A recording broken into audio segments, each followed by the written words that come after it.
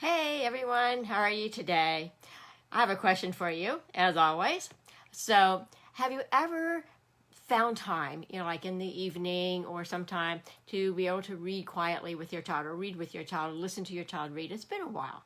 And life gets really busy and gets really hectic. And now that summer has come, you have more time to sit and read with your child. So your child's so excited because he gets to read with you and he gets to have mommy one-on-one time.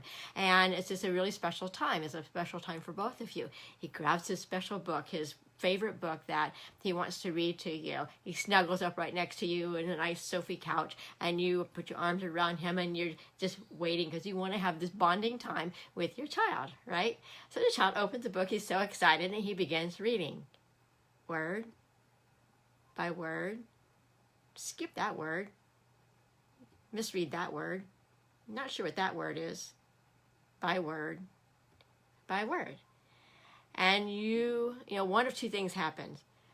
You notice like, oh my goodness, and your heart starts to hurt because you don't know how this happened. Like, why is he not being able to read quickly and fluently and smoothly over these words? What is going on? Or the other thought, I can't wait for this session to be over because it's very painful. It's too painful to listen to him, and so you feel guilty about having those thoughts, right? So, that inability to read fluently is causing that halting, boring kind of reading session. Hi, if we haven't met yet, I'm Jean Harville. I'm a reading strategy coach, and I'm a founder of Raising Kids Who Love to Read. And this is a Facebook book for a free Facebook book or community. Facebook community for Christian women that are searching for effective reading strategies for their kids to turn their struggling readers into confident readers.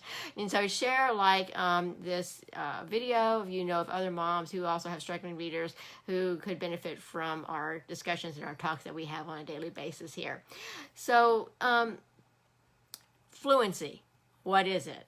It's the ability to be able to read smoothly with expression and stopping at the right places and pausing at the right places. Being able to just automatically recognize words and to move smoothly through there. Like when you have your favorite book that you're reading, that you have that quiet time again on by yourself and you're reading through your book. And you just read right through the words. You just go right through there and right through the passages and maybe even skimming because you have a really good sense of what the context is and you can kind of get the information you need. But you come across a word, you're like, I don't know what that is. So you slow down, you take a look at it, you break it apart, you look at the sounds, in there, and then you blend it back together. And you move on. And if that word is in your vocabulary, you're like, oh yeah, that makes sense. Or you figure out the meaning of that word through the context of the story, of the page or the paragraph, whatever. You figure that out, and you move on there. A lot of things just happened there, and they happened automatically. You were able to look at the word. You were able to see if there's any word parts, like prefixes or suffixes, and break that off.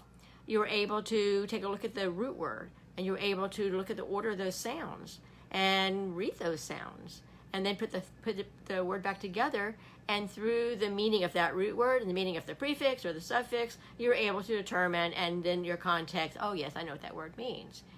A lot of that just happened like that, automatically.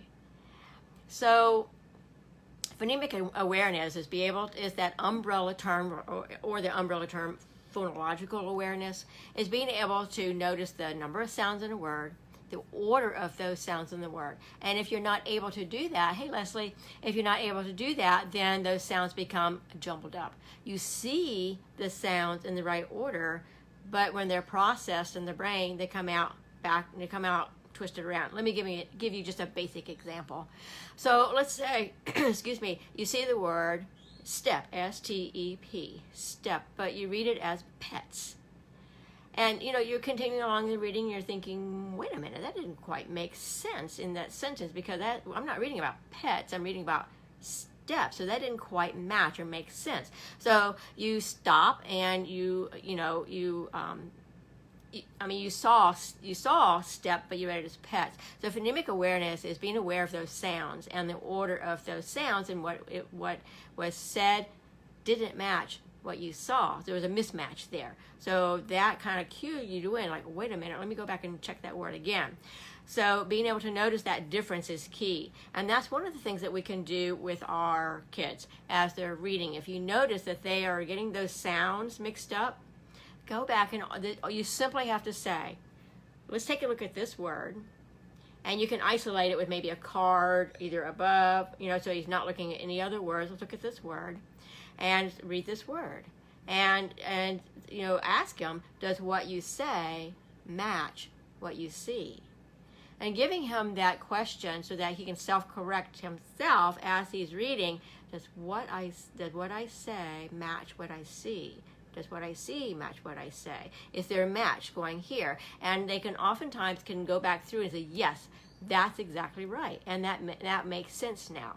So just giving them that question that they can question themselves for self-correction is a really important part of reading. So that's a question that you can give to your child. So if you'd like some other fun and ways of increasing your kids' comprehension skills, yes? Okay. So check, like and follow this page up here, the Helping Kids with Reading, so that you can be notified by Facebook. They love to do that, notify you when you go live.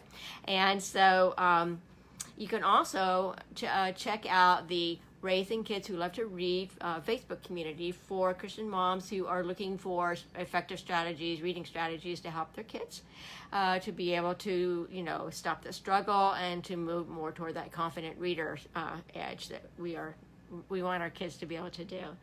So there's also some free resources in there in the group as well. So you can grab those. They're up in the file section, and there's one that you can click and get on my email list as well, because I put a lot of information through email as well.